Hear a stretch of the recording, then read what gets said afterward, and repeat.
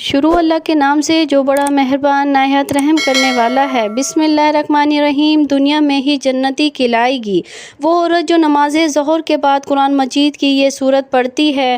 محترم ناظرین، جو عورت ظہر کے وقت یہ سورت پڑھے گی وہ عورت دنیا میں ہی جنتی کہلائے گی، کیونکہ جو لوگ قرآن کو مضبوطی سے تھام لیتے ہیں تو اللہ تعالیٰ ان کے مرتبے کو بلند کر دیتا ہے۔ وہ دنیا میں بھی عزت و مقام حاصل کرتے ہیں اور آخرت میں بھی جنت میں ان کا ٹھکانہ ہوتا ہے۔ جو لوگ قرآن کی تلاوت اور تعلیمات سے دور ہوتے ہیں وہ اپنی زندگی اپنی مرضی اور چاہت سے بسر کرتے ہیں، تو پھر ایسے لوگوں کو اللہ تعالیٰ ذلیل و خوار کر دیتا ہے۔ ناظرین، حضور نبی کریم صلی اللہ علیہ وآلہ وسلم نے فرمایا کہ اللہ تعالیٰ اس کے طواف یعنی کہ قرآن مجید کی وجہ سے بہت سے لوگوں کو سر بلند فرمائے گا اور دوسرے لوگوں کو ذلیل و خوار کرے گا۔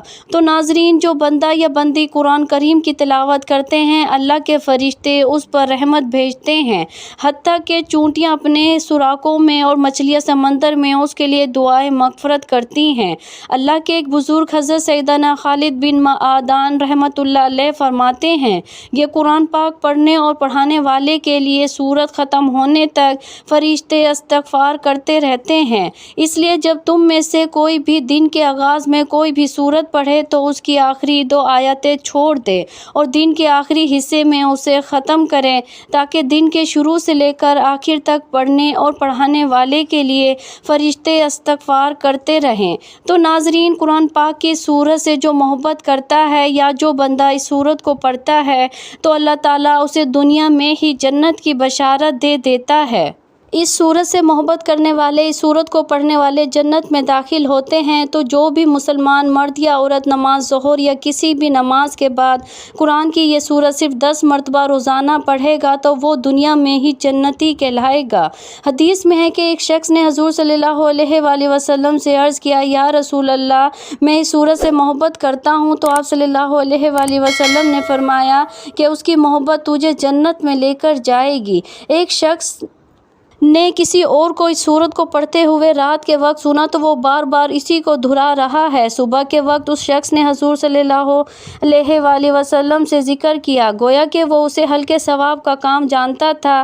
تو حضور صلی اللہ علیہ وآلہ وسلم نے فرمایا، اس کی قسم جس کے ہاتھ میں میری جان ہے، یہ سورت 1/3 قرآن کے برابر ہے۔ حضرت ابو ہریرہ رضی اللہ عنہ سے مروی ہے کہ رسول اللہ صلی اللہ علیہ وآلہ وسلم نے فرمایا، عورت جب 5 وقت کی نماز پڑھتی ہو، اپنے ناموس اور عزت کی حفاظت کرتی ہو اور شوہر کی اطاعت کرتی ہو تو وہ جنت کے جس دروازے سے چاہے داخل ہو جائے۔ حضرت ابو ہریرہ رضی اللہ عنہ سے مروی ہے کہ آپ صلی اللہ علیہ وآلہ وسلم سے یہ پوچھا گیا کہ کون عورت بہتر ہے؟ آپ صلی اللہ علیہ وآلہ وسلم نے فرمایا، وہ عورت شوہر اسے دیکھے تو وہ اسے خوش کر دے، جب کوئی کام کہے تو اس کی اطاعت کرے اور اپنی عزت کی حفاظت کرے اور اس کی مرضی کے خلاف مال خرچ نہ کرے۔ حضرت ابو امامہ رضی اللہ عنہ فرماتے ہیں کہ نبی پاک صلی اللہ علیہ وآلہ وسلم نے فرمایا، اے عورتوں کی جماعتوں کو یاد رکھو، جو تم میں سے نیک ہیں وہ نیک لوگوں سے پہلے جنت میں داخل ہوں گی، پھر جب ان کے شوہر آئیں گے تو ان کو غسل دے کے اور خوشبو لگا کر شوہروں کے حوالے کر دیا جائے گا۔ سرخ اور زرد رنگ کی خوبصورت سواریوں پر ان کے ساتھ بچے ہوں گے جیسے بکھرے موتی۔ حضرت ابن عمر رضی اللہ عنہ سے مروی ہے کہ آپ صلی اللہ علیہ وآلہ وسلم نے فرمایا، مومن صالحہ عورت کا عمل 70 صادقین کے عمل کے برابر ہے اور فاجرہ عورت کی بد عملی 1000 فاجروں کی بد عملی کی طرح ہے۔ حضرت ام سلمہ رضی اللہ عنہ نے رسول پاک صلی اللہ علیہ وآلہ وسلم سے پوچھا، اے اللہ کے رسول، دنیا کی عورتیں افضل ہیں یا حورین؟ آپ صلی اللہ علیہ وآلہ وسلم نے فرمایا، دنیا کی عورتیں حورین سے افضل ہیں، ایسے جیسے ابرا عمدہ اور اچھا ہوتا ہے استر اندرونی کپڑے سے۔ انہوں نے کہا، اے اللہ کے رسول، ایسا کیوں؟ فرمایا، اپنی نماز، اپنے روزے اور خدا پاک کی عبادت کی وجہ سے۔ حضرت ابو ہریرہ رضی اللہ عنہ سے مروی ہے کہ آپ صلی اللہ علیہ وآلہ وسلم نے فرمایا، جو عورت خدا سے گناہ کے بارے میں ڈرے اور گناہ نہ کرے اور اپنی عزت کی حفاظت کرے، شوہر کی اطاعت اور فرمانبرداری کرے، اس کے لیے جنت کے 8 دروازے کھول دیے جاتے ہیں اور ان سے کہا جائے گا جس دروازے سے چاہو جنت میں داخل ہو جاؤ۔ ایک حدیث میں نبی صلی اللہ علیہ وآلہ وسلم نے فرمایا، کیا میں تمہیں تمہارے جنتی مردوں کی بابت نہ بتلاؤں؟ نبی جنتی ہے، صدیق جنتی ہے، شہید جنتی ہے، معصوم بچہ جنتی ہے، وہ شخص جنتی ہے جو اپنے مسلمان بھائی کی زیارت کے لیے شہر کے آخری کنارے پر محض اللہ کی رضا کے لیے جاتا ہے، اور تمہاری جنتی عورتوں میں سے ایک وہ عورت جنتی ہے جو خاوند سے بہت محبت کرنے والی، بہت بچے پیدا کرنے والی اور اپنے خاوند سے گہرا تعلق رکھنے والی ہو۔ خاوند جب اس سے ناراض ہو جائے تو وہ اس سے بے اعتنائی کرنے کے بجائے اس کے پاس جاتی ہے، حتیٰ کہ اپنا ہاتھ اس کے ہاتھ میں دے کر کہتی ہے، میں اس وقت تک پلک نہیں جھپکاؤں گی جب تک تو راضی نہیں ہو جائے گا۔ آج کل کی عورتوں میں مذکورہ صفات کی عورتیں کم ہی دیکھنے میں آتی ہیں۔ اس حدیث پاک کی روح سے عورت کے اندر مرد سے بے اعتنائی اور کرنے کا جذبہ نہایت خطرناک ہے۔ اس کے برعکس خاوند کی ناراضگی دیکھ کر اس کو منانے اور راضی کرنے کا جذبہ عورت کو جنت میں لے جانے والا عمل ہے، بشرط یہ کہ دیگر احکام اور فرائض کی پابندی کا بھی اہتمام ہو۔ آج کل کی عورتیں زیادہ بچہ پیدا کرنے سے بھی گریز کرتی ہیں، محض اس لیے کہ زیادہ بچہ جننے سے ان کے حسن اور رائے میں کمی آ جائے گی، یا بعض وسائل کی کمی کا بہانہ پیش کرتی ہیں۔ یہ دونوں ہی باتیں غلط ہیں۔ حکم شریعت اور اجر و ثواب کے مقابلے میں اپنے حسن و جمال کے برقرار رکھنے کو اہمیت دینا ایک مسلمان کی شان کے خلاف ہے۔ اسی طرح وسائل کا بہانہ اللہ تعالیٰ کی رضاکیت اور اس پر اعتماد اور توکل کے منافی ہے۔ ہم تمہیں بھی رزق دیتے ہیں اور بچوں کو بھی، رزق تو ہمارے ہاتھ میں ہے، ہم تمہیں بھی اور تمہارے بچوں کو بھی، چاہے وہ کتنے ہی ہوں، رزق دینے پر قادر ہے، بلکہ سب کی رزق رسانی ہماری ذمہ داری ہے۔ زمین پر چلنے والے کا رزق اللہ کے ذمہ ہے۔ بیوی کو نفلی عبادت کا شوق ہو تو اچھی بات ہے، لیکن اس شوق کو پورا کرنے میں خاوند کے حقوق متاثر نہ ہو، اس لیے نفلی عبادت میں خاوند کی اجازت ضروری ہے۔ بیوی خاوند میں کوئی دینی کوتاہی دیکھے تو وہ بڑوں تک اس کی شکایت پہنچا سکتی ہے تاکہ اس کی اصلاح ہو سکے۔ ہر نماز اپنے وقت پر پڑھنی چاہیے تاکہ ہم معقول اثر ہو تو بعد میں پڑھنا بھی جائز ہے۔ بیوی کی نفلی عبادت سے خاوند کی حق تلفی ہو تو خاوند اس کو روک سکتا ہے یا اس میں تخفیف کرنے کا حکم دے سکتا ہے، وغیرہ وغیرہ۔ عورت اپنے غریب خاوند کو زکوٰۃ دے سکتی ہے۔ نبی صلی اللہ علیہ وآلہ وسلم نے ایک عید کے موقع پر خطبہ دیا، اس میں عورتوں کو بھی الگ وعظ فرمایا جس میں ان کو کثرت سے صدقہ اور خیرات کرنے کی ترغیب فرمائی۔ اسی روز حضرت عبداللہ بن مسعود رضی اللہ عنہ کی اہلیہ زینب رسول اللہ صلی اللہ علیہ وآلہ وسلم کی خدمت میں حاضر ہوئی اور کہا، آج آپ صدقہ کرنے کا حکم فرمایا ہے، میرے پاس میرا کچھ زیور ہے اور میں اسے صدقہ کروں گی۔ ارادہ کیا ہے تو ابن مسعود کا خیال ہے کہ میں جن لوگوں پر صدقہ کروں گی تو ان کے مقابلے میں وہ ان کی اولاد زیادہ مستحق ہے۔ یہ سن کر نبی صلی اللہ علیہ وآلہ وسلم نے فرمایا، ابن مسعود نے سچ کہا، تیرا خاوند، تیری اولاد ان کے مقابلے میں زیادہ حقدار ہے جن پر تو صدقہ کرے گی۔ ایک دوسری روایت ہے جس میں آپ صلی اللہ علیہ وآلہ وسلم نے حضرت زینب کے سوال کے جواب میں فرمایا، ہاں وہ اپنے خاوند کو صدقہ دے سکتی ہے، اس میں اس کے لیے دگنا اجر ہے، ایک حق قرابت کی ادائیگی کا اجر اور ایک صدقے کا اجر۔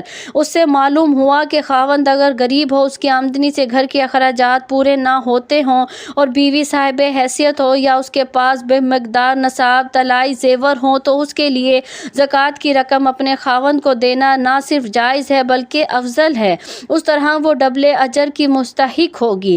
اسی طرح زیر پرورش یتیم بچوں پر زکوٰۃ کی رقم خرچ کرنا بھی دگنے اجر کا باعث ہے۔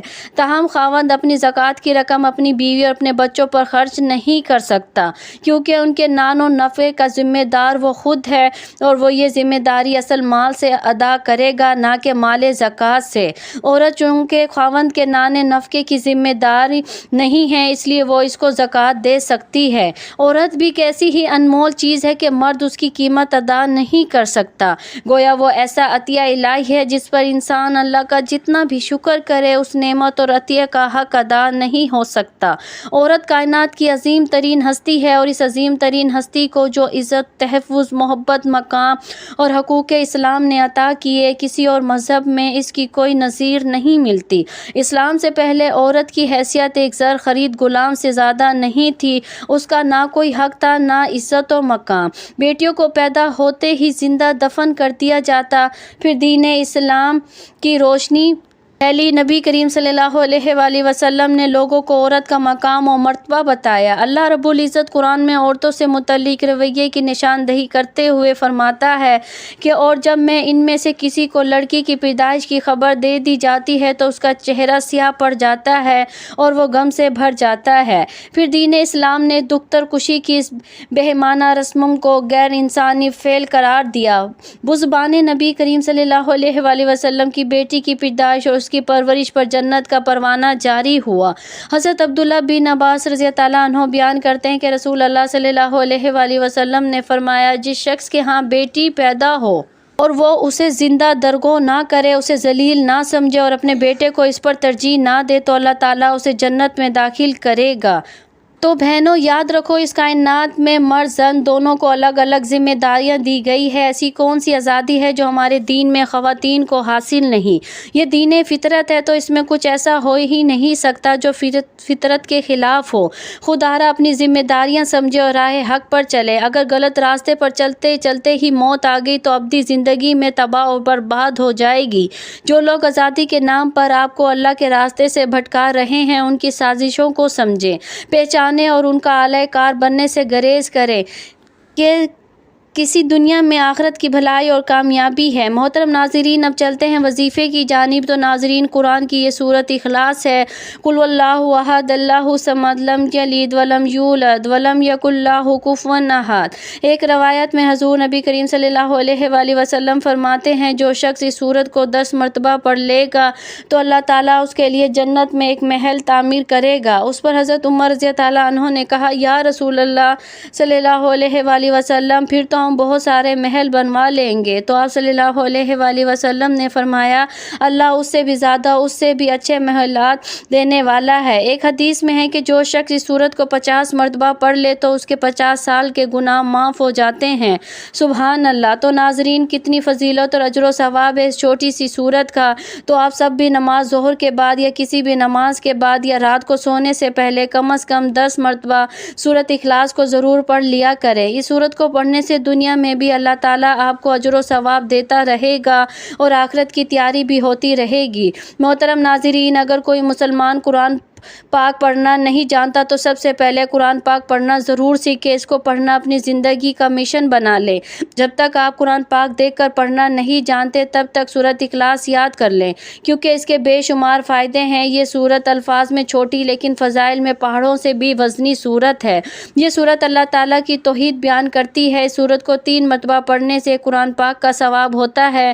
تو اس کے لیے اگر کوئی مسلمان قرآن پاک نہیں پڑھ سکتا تو قرآن پاک پڑھنا ضرور سیکھے۔ روزانہ سورت اخلاص باوضو ہو کر 200 بار پڑھنے سے 9 فائدے حاصل ہوتے ہیں۔ اللہ تعالیٰ 300 غضب کے دروازے بند کر دیتے ہیں، مثلاً دشمنی، قہر، فتنہ، ناراضگی۔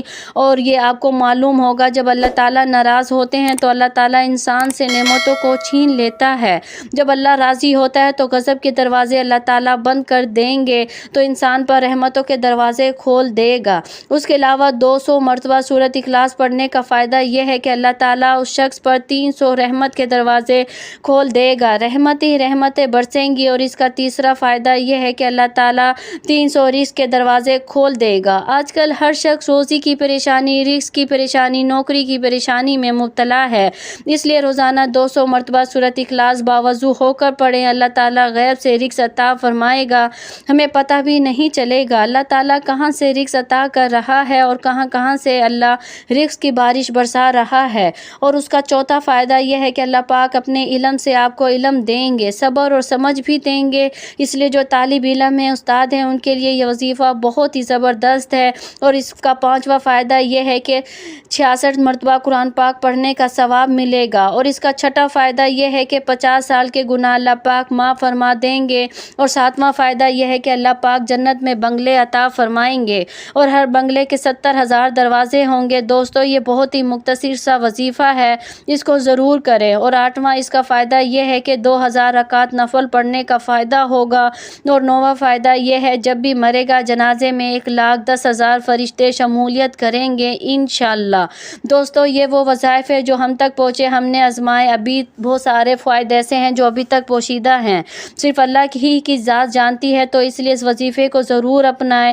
ناظرین کرام، میری حقیر سمجھ کر میں آج یہ بات نہیں آ سکتی کہ موجودہ کھوٹی اور چھوٹی عارضی اور بے معنی دنیا زندگی میں انسان ہر لمحہ سردگاہ، ہر پل احکامات ربانی سے روگردان کیا کچھ کرتا پھر رہا ہے، کیوں کرتا پھر رہا ہے، اور کب تک اپنے مقصد تخلیق و حیات کو بھول کر ان چکروں میں چکر لگا رہا ہے۔ لگتا ہے وہ یہ بھول چکا ہے اس دنیا میں وہ آب حیات پی کر زندہ نہیں ہے، اس لیے کوچ بھی کرنا ہے اور اپنے پل پل کا حساب بڑے اور کڑے دن کے مالک کو ضرور دینا ہے۔ بلکہ حق تو یہ ہے کہ اگر گناہ کی سزا کے خوف اور ثواب کی جزا کے لالچ کو سامنے رکھ کر زندگی نہ بھی گزاری جائے تب بھی سکون قلب کی خاطر حقیر انسان کو لغویات، خواہشات، کمینگی، بدنیتی اور گناہ کی زہر ناکی سے بچنا چاہیے تھا۔ چنانچہ وہ گناہ کی ذلت اور ثواب کی اہمیت سے قطعی طور پر نابلد ہو کر خود کو خود ہی جینے کی مہلت دیے جا رہا ہے۔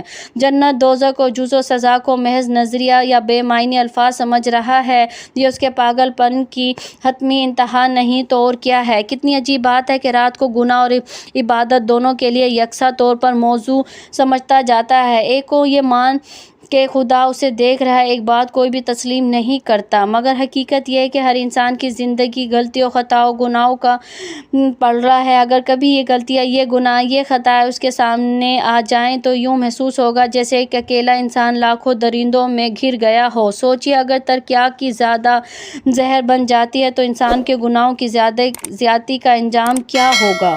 اللہ تعالیٰ سے دعا ہے کہ ہم سب کو بہتر سے بہتر عمل کرنے کی توفیق دے، ہماری زندگی میں جتنی بھی پریشانیاں، مشکلات ہیں، اللہ تعالیٰ اپنے پیارے محبوب کے صدقے دور فرمائے، آمین یا رب العالمین۔ ناظرین ویڈیو کو لائک، چینل کو ضرور سبسکرائب کر دینا، جزاک اللہ خیر۔